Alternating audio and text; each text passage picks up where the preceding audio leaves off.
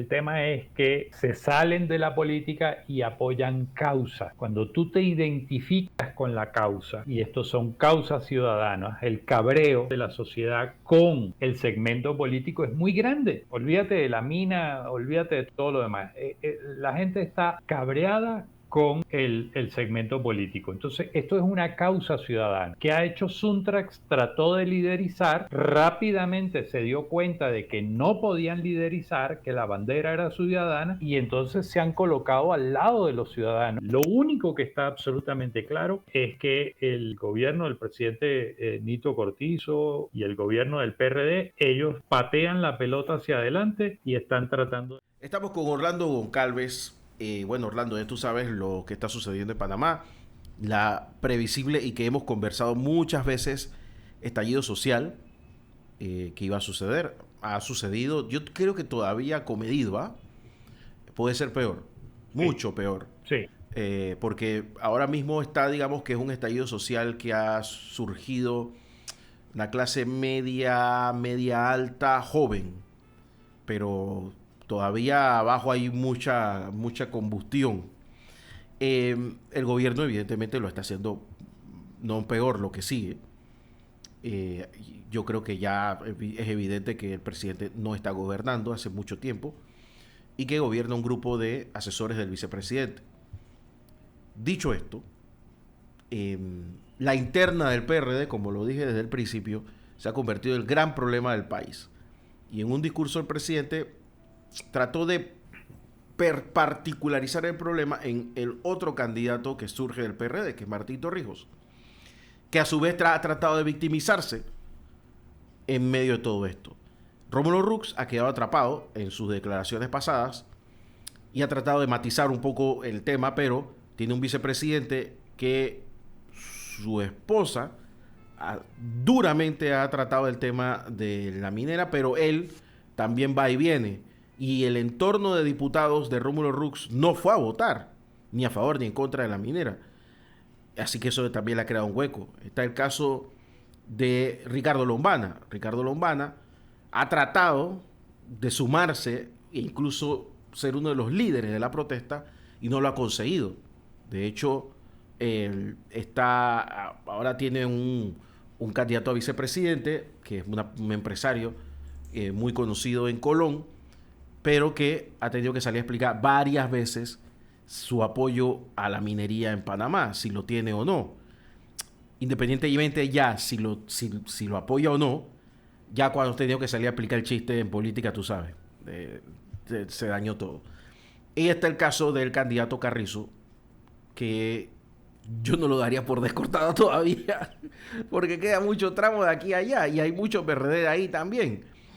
Entonces, tienes un escenario donde ningún candidato político, incluyendo Zulay Rodríguez, que tiene años con el tema de la minera, años antes de la pandemia, no ha podido canalizar el descontento popular. O sea, que es lo que se está dando. Hay un grupo de izquierda, de sindicatos, que está en la calle, que es el que está cerrando ahora mismo las calles. Y hay otro grupo, que son las ONGs, un grupo de izquierda de la universidad, intelectual, que digamos que de una manera un poco más inteligente y solapada ha estado canalizando un poco esto que se está dando. Y lo demás es orgánico, totalmente orgánico. Muy maleable, muy hacia un lado hacia el otro. Ese es un escenario.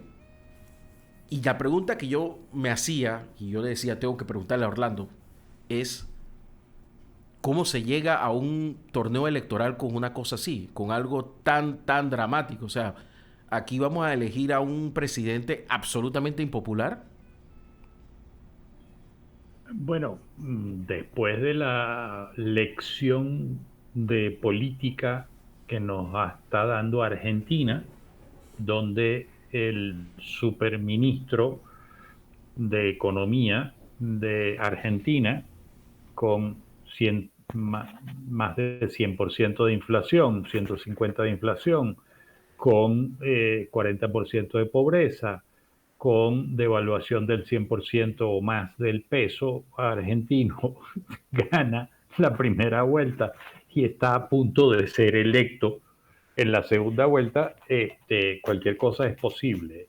En política los escenarios nunca son estáticos, son muy, muy dinámicos y la verdad es que aquí puede pasar cualquier cosa.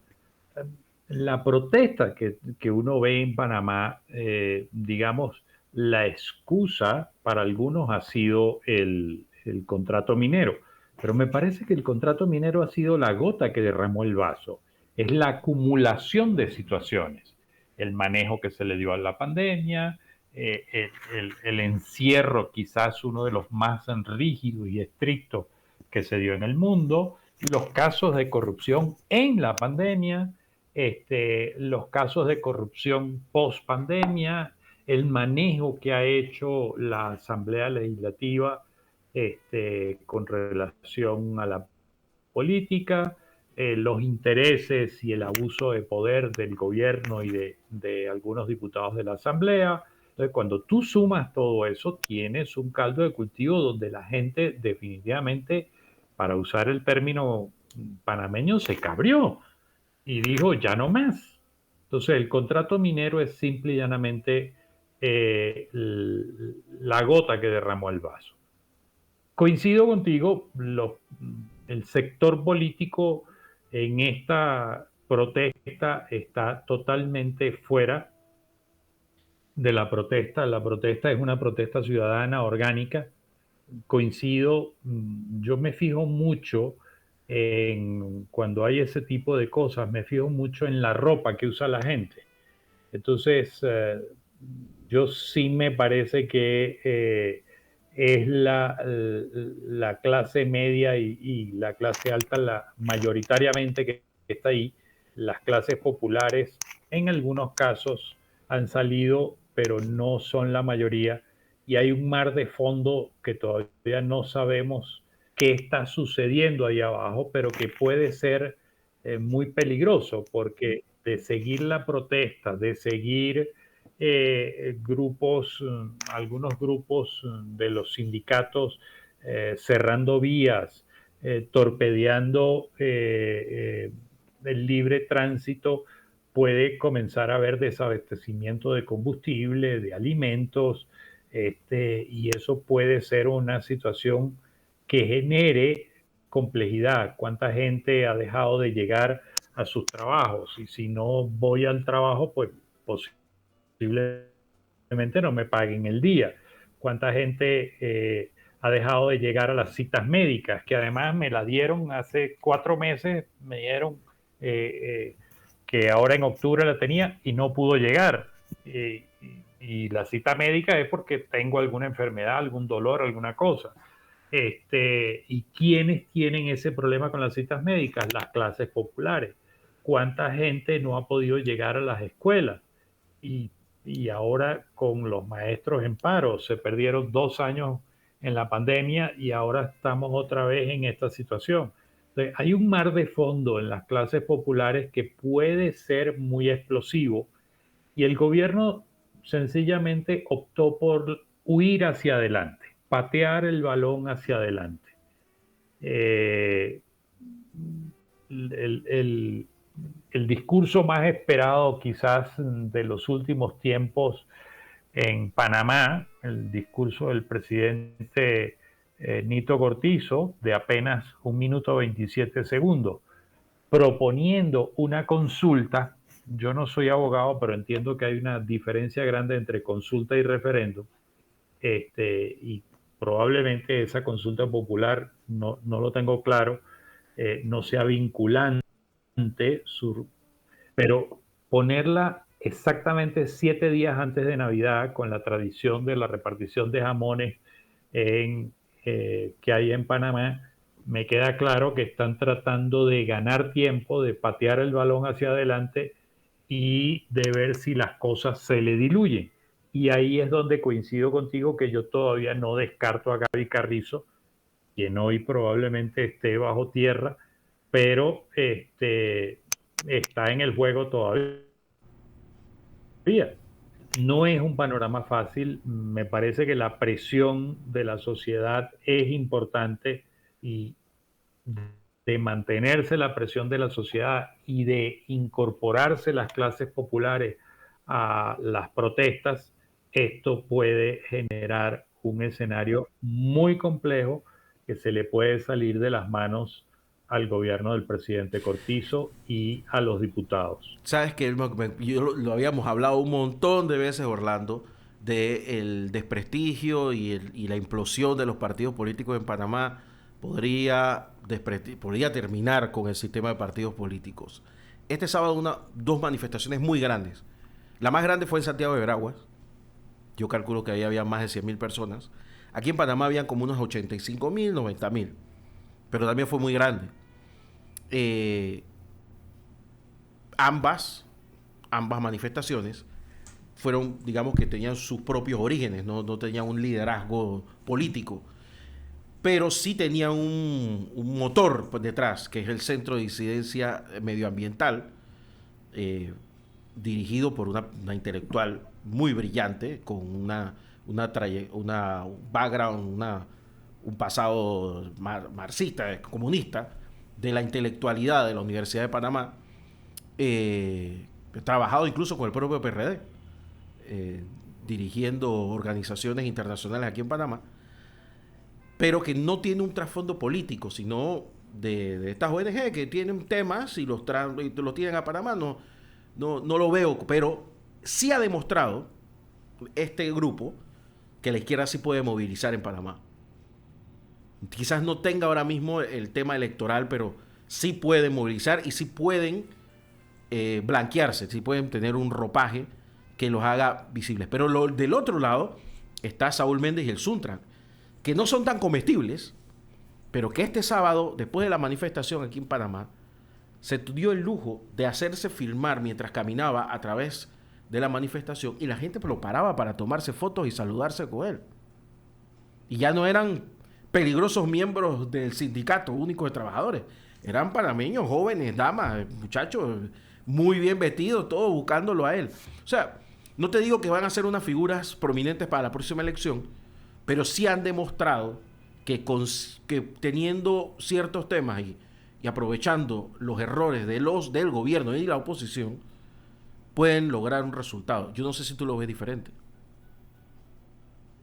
El tema es muy simple, coincido en buena medida contigo. El tema es que se salen de la política y apoyan causas. Cuando tú te identificas con la causa, y estos son causas ciudadanas, el cabreo, para seguir con los términos panameños, el cabreo de la sociedad con el segmento político es muy grande. Olvídate de la mina, olvídate de todo lo demás. La gente está cabreada con el segmento político. Entonces, esto es una causa ciudadana. ¿Qué ha hecho Suntrax? Trató de liderizar, rápidamente se dio cuenta de que no podían liderizar, que la bandera era ciudadana, y entonces se han colocado al lado de los ciudadanos, y entonces comienzan a permear la sociedad, porque la sociedad comienza a verlo, bueno, esto tiene un respaldo, ellos están respaldando nuestra causa, no están tratando de adueñarla. Ningún político, excepción hecho de Lombana, ha tratado de liderizarla. Lombana inteligentemente, me parece, ha estado también al lado de los ciudadanos. Entonces, cuando los movimientos, pero él tiene el lastre de ser un partido político, que es lo que está rechazando la gente. Por eso es que no ha podido liderizar más, por eso es que no ha podido obtener más beneficio. Sumado al enredo de ahora de su candidato a vicepresidente, sí apoyo la mina, no apoyo la mina, no, yo no estuve de acuerdo, no, me quisieron obligar, yo no me dejé. O sea, todo ese enredo que a la final la gente termina por no entender y por dudar. Razón tiene el dicho que dice, no aclares que oscureces y no expliques que te complicas. A la final esto se vuelve un enredo. Y en el medio de todo eso, entonces los políticos siguen hablando de política y entonces el expresidente Martín presenta su fórmula vicepresidencial, Lombana presenta su fórmula. Oiga, el país está en otra onda. Entiendo que hay que cumplir unos lapsos electorales, que manda la ley, y que tenían que presentar las fórmulas, entiendo que antes del 31 de este mes, o sea, antes de mañana. Entonces, esos anuncios han pasado un poco por debajo de la mesa. La situación es que la sociedad está cabreada, y la situación es que el gobierno, que ha tenido un pésimo manejo de esta situación, optó por la estrategia de huir hacia adelante, correr hacia adelante, patear el balón y jugar al desgaste, que ha sido una vieja táctica de muchos gobiernos. La gente se va a cansar en algún momento, porque hay que trabajar, porque hay que producir, porque hay que buscar la plata, porque hay que ir a las consultas médicas, etcétera. Hay que regresar a los niños a la escuela. Entonces, el gobierno está jugando con eso, pero me parece que es una situación muy peligrosa, porque el nivel de cabreo de la gente es muy elevado, y además hay un tema de que ya no te creo. No te creo al gobierno, no le creo a la oposición, no le creo a nadie. No le creo al sistema político. Y hay figuras de la sociedad civil que tenían cierto prestigio, que tenían cierta prestancia y credibilidad, que entonces en el pasado dijeron: no nos mezclamos en política, ahora me mezclo en política, lo cual está bien, porque a la final, una cosa importante es que la sociedad esté pendiente de lo que hacen sus gobernantes y participe en el debate público. Pero entonces, en el medio de estas circunstancias, eso no se ve creíble. Entonces, no es un panorama fácil el que tiene Panamá por delante. De hecho, es muy, muy, muy complejo. Sí, porque también hay un tema económico que ya lo analizábamos hace un rato. eh, y aquí parece que hay como un juego, ¿no? ¿Quién es el que va a votar a la gente? ¿Quién es el que va a ser responsable de la gente en la calle? Es muy complejo, muy, muy complejo. Tú lo dijiste muy complejo, pero bueno, tú eres una persona bastante conservadora a la hora de hablar, pero cuando Orlando Goncalves ha dicho muy complejo varias veces es porque Es aquí muy es complejo. muy complejo. Aquí no se han analizado muchas cosas y no hay por dónde. Para colmo de males, hoy Sid Gallup, que es la encuestadora que utiliza el Panamá América, llega Ricardo Martínez y saca una encuesta que pone en margen como de 30% de ventaja a Martinelli con respecto al que va de segundo. Por supuesto que esa encuesta tiene que ser antes de todo esto, ¿no? El problema es que esa encuesta, que uno puede decir, no, está más manipulada, se ha parecido a muchas otras encuestas. De hecho, una vez que solamente una no se parecía, que era la que ponía Gaby Carrizo pegado ahí con él. Eh, o sea que yo no le quitaría, la vería con lupa, con mucha lupa, pero no le quitaría tanta credibilidad. Pero aún así, el tema de Martinelli está súper complicado, no complicado, súper complicado, muy complicado, tanto así que yo todavía esperaría mañana para ver si la nómina de Martinelli sigue siendo la misma. Eh, Coincido. Así que imagínate, un escenario de absoluta incertidumbre política, social y económica. Y de frente a lo que debería ser la época de mayor bonanza del país, eh, no sé, no sé, Orlando. No sé si tú habías visto algo así. Yo creo que, ¿tú sabes qué se parece más esto?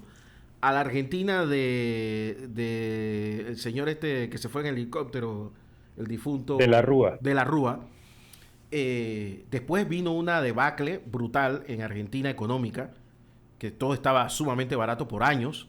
Mira, yo recuerdo haber ido a la casa de un amigo, de unos amigos en Argentina, y al año siguiente de todo el problema. Y ellos se mudaron. Y cuando yo llegué a la casa, ellos tenían muchas cajas cerradas todavía. Y yo les pregunté, oye, pero ¿qué pasó? ¿No han terminado de mudarse? Me dicen, no, es que no caben las cosas. Porque casi toda la sociedad argentina cayó un escalón en la escala social. El que era de clase media alta cayó a clase media. El que era de clase media cayó a clase media baja. y así. Y acto seguido, al año siguiente, votan por Menem. Menem se retira y queda Kirchner. Después que habían dicho que se vayan todos. Y ahí está el peronismo que posiblemente vuelva a ganar. Después de todos estos Así años. es. Bueno, en Panamá puede pasar algo muy parecido también, porque además yo estaría muy pendiente de las dos sesiones que le tocan a la Asamblea Legislativa antes de entrar a su receso, porque tienen que aprobar el presupuesto. El presupuesto está absolutamente exorbitado y fuera de toda proporción, y queda clarísimo cuál es la intención. La intención es que en los primeros 6 meses que yo voy a gobernar, con ese presupuesto hago lo que me da la gana, y después el que venga, que vea a ver cómo se lo resuelve. Entonces yo de los 32 mil millones me gasto 27 mil en los primeros 6 meses para levantar el país y para hacer una ilusión de que las cosas marchan bien, y el que venga después, bueno, le quedarán 5 o 6 mil millones de dólares, si acaso, para gobernar los siguientes 6 meses. Más el sobreendeudamiento del país, más los bonos que le han ido sacando a los bancos privados para pagar la nómina del Estado. Eso se sigue acumulando y se siguen acumulando intereses, y en algún momento la banca privada va a comenzar a resentir esa cantidad de bonos que le ha comprado al Estado para que el Estado pueda financiar la nómina. Eso va, en algún momento puede traer un problema. Sumado a la convulsión social, pues estamos ante un escenario muy, muy, muy complejo, y puede suceder cualquier cosa. Coincido contigo, los niveles de, de no saber hacia dónde se va a orientar esto es muy difícil. Lo único que está absolutamente claro es que el gobierno del presidente Nito Cortizo y el gobierno del PRD, ellos patean la pelota hacia adelante y están tratando de correr la arruga, pensando que el desgaste pueda ser su aliado y que ellos puedan recomponerse. Y eso es una jugada muy peligrosa, porque, digamos, ellos han venido estirando la cuerda, estirando la cuerda, estirando la cuerda, y en algún momento se puede reventar la cuerda, y el estallido social no es descartable. O sea que todavía no hemos visto un verdadero estallido social. No, no, no, no, no, no. Hasta ahora no ha habido protestas, ha habido algunos incidentes de saqueo y tal, pero han sido muy focalizados, y evidentemente yo tengo la percepción de que en este tipo de manifestaciones siempre hay gente que va con otras intenciones. Cuidado, también hay en este tipo de manifestaciones, a veces se infiltran adrede personas para provocar estos desórdenes y para desvirtuar la protesta. Eh, pero no han tenido éxito si ese ha sido el objetivo. Pero estallido social no ha habido. Ha habido una manifestación fuerte, que grita con voz muy alta y segura, ya no más, hasta aquí, no más, pero no ha habido estallido social. Pero el caldo de cultivo está, y el gobierno y el partido de gobierno han tenido, por un lado, un pésimo manejo de la situación, y ahora han recurrido a la estrategia de huir hacia adelante, que es supremamente peligrosa, no solo para ellos, sino para el país.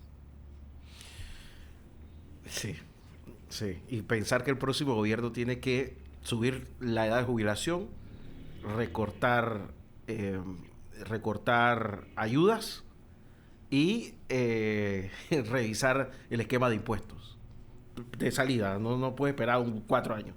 de salida, tiene que hacerlo. O sea, que el próximo gobierno viene con la cosa envenenada, ¿no? El regalito envenenado. Así es, entonces lo cual va a generar otro problema, que es que la gente tiene una expectativa de cambio y bueno, ya se fueron estos, vino una gente nueva, pero resulta que la gente nueva tiene que llegar poniendo orden. Ese orden va a impactar en el bolsillo de mucha gente. Entonces va a generar un problema de gobernabilidad y de desgaste del gobierno enorme. Entonces un gobierno que va a tener que trabajar, remar contra corriente, pero no le va a quedar otra alternativa. El Estado panameño no tiene recursos para correr la arruga hacia adelante. Y si tú ves, por ejemplo, el tema del canal de Panamá y la baja de ingresos que está teniendo por el cambio climático, bueno, eso no se va a resolver de la noche a la mañana. Por el contrario, el pronóstico es que eso se va a seguir agravando. Entonces, si ese negocio, que es un negocio brillante que le ha dado a Panamá mucho durante décadas, comienza a flaquear, eso tiene un impacto en el resto de la cadena.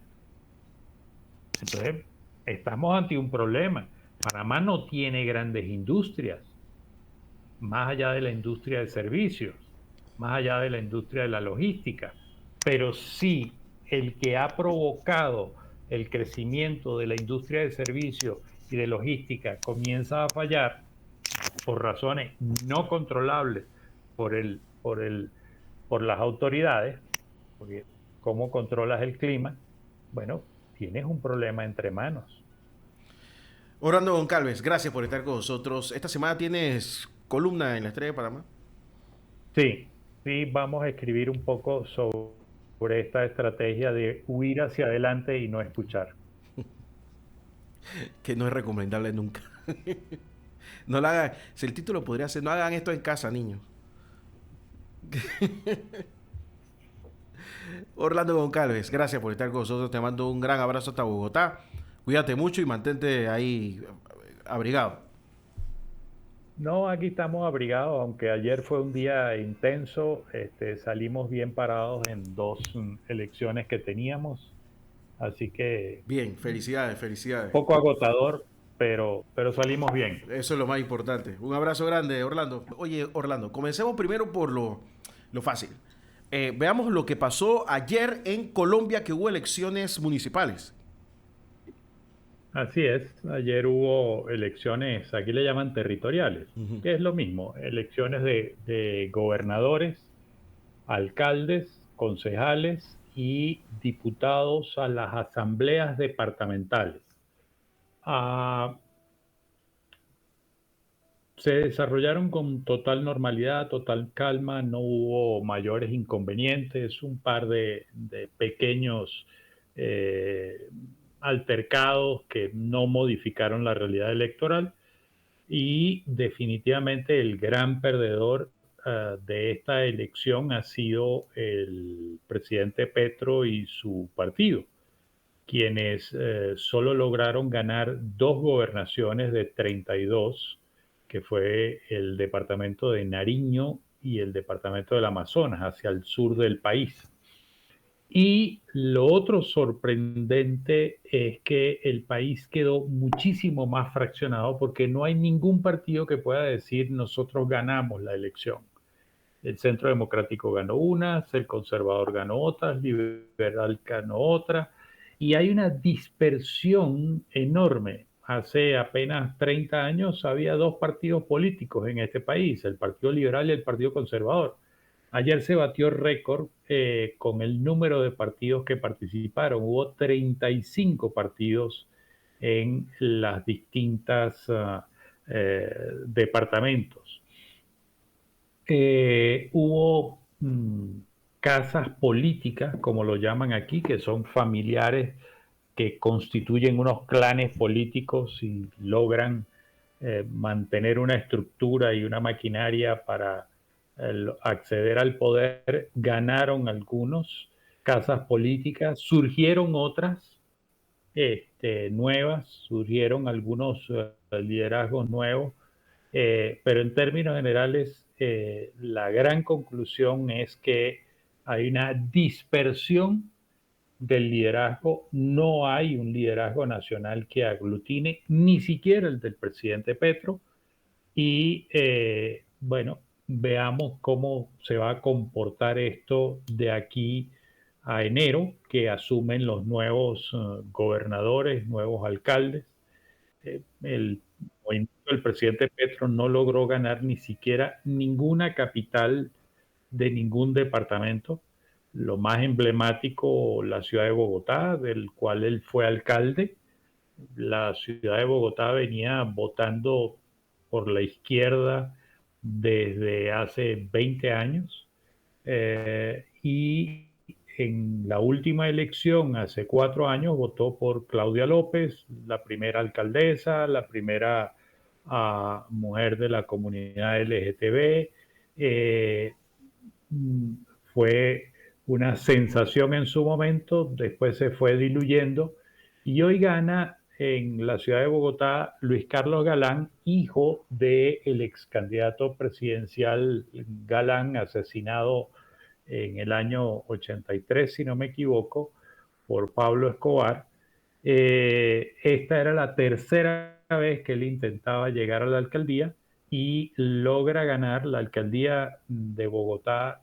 Para esta elección tenía previsto que se hicieran 2 vueltas, igual que la elección presidencial, pero ganó contundentemente, sacó más del 48%, y quien le llega de segundo era un personaje poco conocido, que había sido conocido por manejar el Departamento de Estadísticas durante el gobierno del presidente Duque.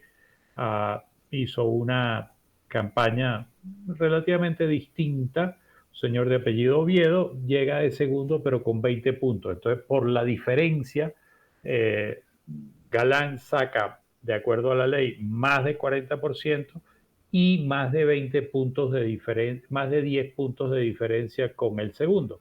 Por lo tanto, no hay segunda vuelta.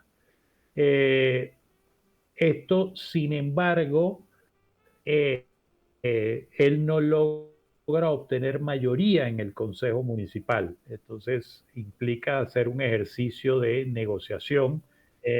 Pero lo más interesante es que el candidato del presidente Petro llega de tercero y no era tan mal candidato.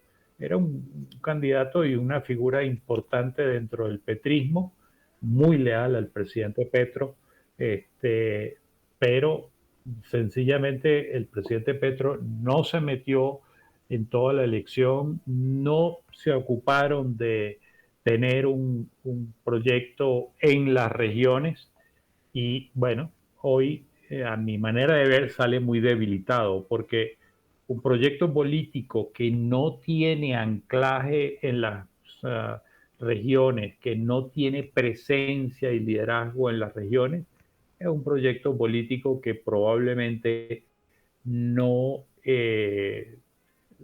no tenga larga vida. Así que el presidente Petro, en definitiva, en mi opinión, sale debilitado de esta elección. Va a ser muy complejo manejar a partir del año que viene realidades tan distintas, intereses tan distintos, liderazgos tan dispares. Por ejemplo, el nuevo alcalde de la ciudad de Bucaramanga se autodenomina el Bukele colombiano, pero en su primera declaración dice que Bukele es su héroe, que él aspira a conocer a Bukele en estos 4 años y que aspira a conocer cómo fue que hizo Bukele. Entonces se plantea como Bukele, pero no sabe ni siquiera qué es lo que hizo Bukele. Una cosa muy extraña, Él, pero él quiere la fama de Bukele. Gabriel García Márquez, Gabo, no se equivocó con lo del realismo mágico. Aquí realmente hay realismo mágico. Hay cada cosa en estos tipos. Pero bueno, puñera, para, como decimos acá en Panamá, para Petro, que no significa que es una hecatombe política, porque la configuración territorial colombiana es un poco compleja, independientemente Creo que esto le pasa a todos los gobiernos normalmente, ¿no? Eh, Generalmente no ganan la mayoría de las gobernaciones y alcaldías, pero hay un equilibrio y tienen una presencia. Duque la tuvo, Juan Manuel Santos la tuvo, Álvaro Uribe la tuvo, Andrés Pastrana y el Partido Conservador algo la tuvieron. Estoy hablando en los últimos 30 años. Pero esta es la primera vez que un gobernante que está en la Casa de Nariño sencillamente no tiene, o sea, el 98% del territorio está en manos de gente que no está con él. Pero tampoco hay una unidad. Tú no puedes decir, bueno, es que tal partido, el Centro Democrático, el Conservador, el Liberal, Cambio Radical, lograron tener un fortín. No, no lo hay. Está Y no absolutamente son diluido el poder. y no son grupos que son fáciles de sentar en una mesa para tener un objetivo común tampoco.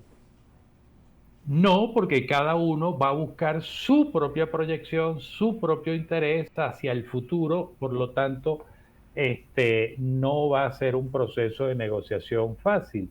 Y luego hay muchas cosas que se cruzan. Por ejemplo, un departamento como el Meta, que es el mayor productor de petróleo de Colombia, las regalías producto de la exploración petrolera se le asignan a ese departamento, pero se las asigna el gobierno nacional. Entonces, yo gobierno nacional estoy obligado a asignártelas, pero yo puedo condicionarlas. Yo puedo decirle, yo quiero que usted ejecute A, B, C, Claro. y tú no puedes salirte de esa camisa de fuerza. Entonces, hay situaciones que se van a complejizar la gobernabilidad del país a lo largo de los 2 años y medio, 3 años que le quedan a Petro. Violento. No, no. Es complejo, es bastante complejo cómo ha quedado el panorama electoral colombiano entonces. Así es, no, no, no hay duda. Eh, yo no veo ningún liderazgo dentro del pacto histórico que pueda sustituir o que la figura de Petro en el futuro, como tampoco lo veo en los otros partidos. No, no hay una figura hoy día que destaque, que tú digas, bueno, comienza a aglutinar la opinión importante de varios colombianos y entonces está surgiendo un liderazgo nuevo. No lo hay. Quizás el más emblemático de todos por el apellido y porque ganó de manera contundente la alcaldía de la ciudad de Bogotá es Luis Carlos Galán, pero de nueva vuelta no tiene mayoría en el Consejo, por lo tanto tiene que sentarse a negociar con otro ingrediente muy peligroso, que es que ha habido una pelea entre el presidente Petro y la alcaldesa hasta el 31 de diciembre, Claudia López, por el tema del metro de Bogotá, porque uno lo quiere subterráneo y otro lo quiere aéreo. Y entonces han tenido esa pelea, y el metro ha ido avanzando, pero muy poco, pero quien pone el 70% de los recursos para la construcción del metro, atención, Bogotá no tiene metro, Medellín tiene metro desde hace 20 años, es el Estado central. Entonces, Luis Carlos Galán tampoco puede transarse una pelea con el presidente Petro.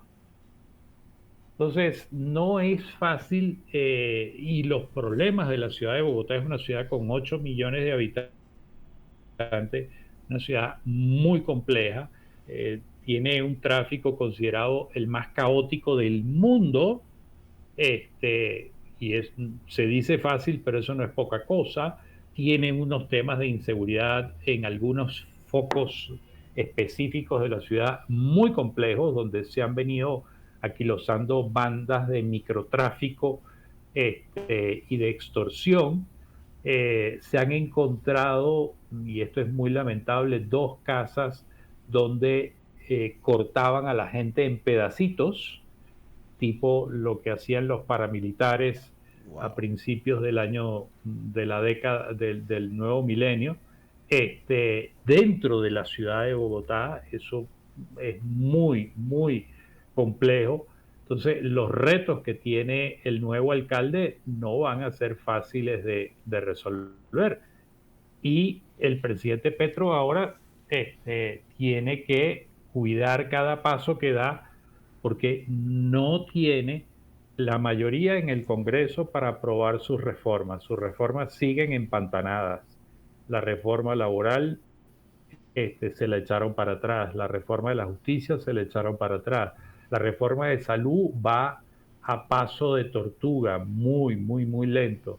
La reforma pensional está absolutamente empantanada, que son íconos que el presidente Petro vendió en su campaña electoral. Entonces, no tienes en el Congreso, no tienes respaldo en las regiones, porque además sus candidatos no es solo que no ganaron, sino que llegaron de cuartos o de quintos en muchos lugares. Y en otros ni siquiera hubo candidatos del pacto histórico, pues no tenían gente. Entonces, yo sí pienso que el presidente Gustavo Petro salió muy debilitado de esta elección y no le va a ser fácil recomponer el panorama. Orlando, bueno, yo creo que queda bastante claro lo que ha pasado en Colombia. Rapidito, hablemos un poco de Venezuela, que ya pasaron las elecciones primarias internas de la oposición, pero me llama mucho la atención los cuestionamientos que hay en la forma como se contaron los votos y todo lo demás de María Corina Machado. Da la impresión que volvemos a lo mismo. Otra vez la oposición no termina de entender que si no tienen un frente unido no pueden rascarle siquiera al chavismo. Es correcto, es muy lamentable. A mí me parece que la elección hecha con las uñas, hecha sin recursos, organizada por los propios partidos de oposición, salió bastante bien, con una participación bastante aceptable. Este, Repito, para haber sido hecha en las condiciones tan adversas en las que fue realizada, fue una elección donde definitivamente la señora María Corina Machado quedó legitimada como líder. En este momento la, la opinión mayoritaria de la oposición. Sin embargo, hay unos factores absolutamente perturbadores dentro de la oposición que han vivido muy bien estos 23 años de revolución, y su oficio ha sido bombardear y atacar constantemente la unidad de la oposición. Ahora, no es menos cierto que la oposición ahora tiene un dilema importante que resolver, porque si bien la señora María Corina Machado quedó absolutamente legitimada con esta elección, con una elección, repito, transparente, el problema es que está inhabilitada. ¿Que es inconstitucional la inhabilitación? Sí. ¿Que nunca debieron inhabilitarla? Sí, es correcto. Pero el hecho es que lo está, y quien ejerce el poder hoy día tiene el poder de inhabilitarla. Y no van a levantar esa inhabilitación, porque si la levantan corren el gravísimo riesgo de perder la elección en 2024, indistintamente del momento que sea. La elección será en 2024 en el mejor momento para el régimen y el peor momento para la oposición. Entonces, ¿qué va a hacer la oposición? Porque la señora no le van a permitir inscribir eh, su candidatura. Entonces, la oposición va a quedar absolutamente desarmada y estos factores disidentes probablemente traten de pescar en río revuelto, pero me parece que no tienen ninguna oportunidad frente al régimen y volverá a ganar el régimen. Repito, es inconstitucional la inhabilitación. así lo dicen los expertos jurídicos, pero es lo que hay, es lo que está planteado. Yo no tengo claro cómo lo va a resolver la oposición. Me imagino que tendrán que tomar una decisión. Ojalá tomen la decisión con suficiente tiempo.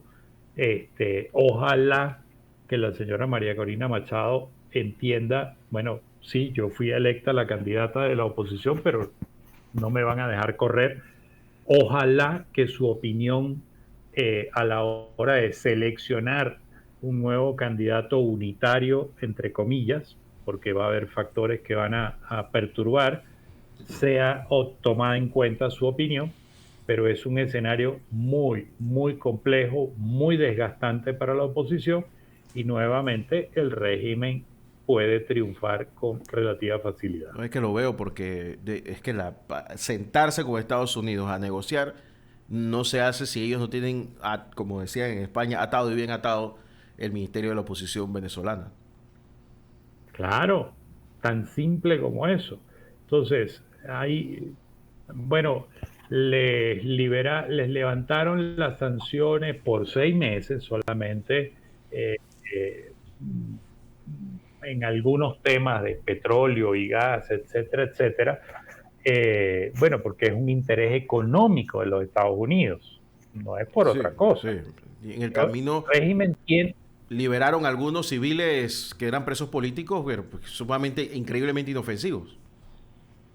claro, allá iba, pero el régimen tiene otras cosas que ofrecer. Entonces, o sea, liberé 5 o 6 presos políticos que nunca debieron estar presos, ¿ok? Pero lo estaban, pero tengo 250 más.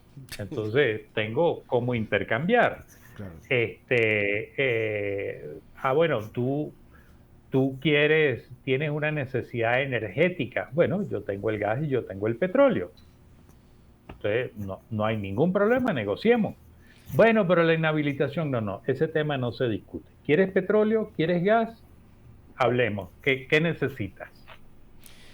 Bueno, vámonos a la pausa, Orlando. Y al regresar, vámonos con algo bien explosivo, que es la situación política de Panamá. Específicamente de los partidos políticos, porque quiero centrarme un poco en eso. Así que, si te parece, vamos a una pausa y regresamos de inmediato. Aquí en la mañana en Compo Radio. Seguro.